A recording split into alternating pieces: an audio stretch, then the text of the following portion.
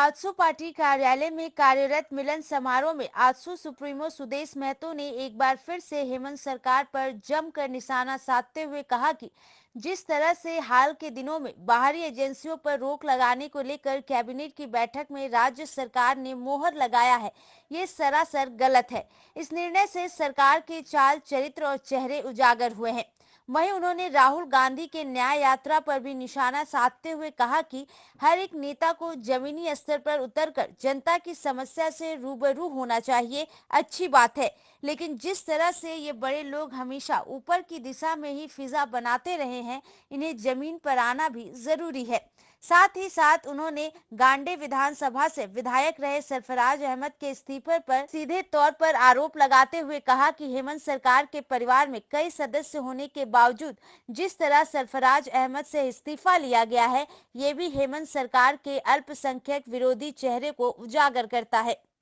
Vote, केवल vote चाहिए उनको, अल्पसंख्यकों का वोट चाहिए, रिजर्व वोट चाहिए। ये अब उनकी समझ में अब ये पाले पड़ रहा है और लोगों को समझ में आ रहा है। अभी ये आपने देखा सरफराज साहब का इस्तीफा,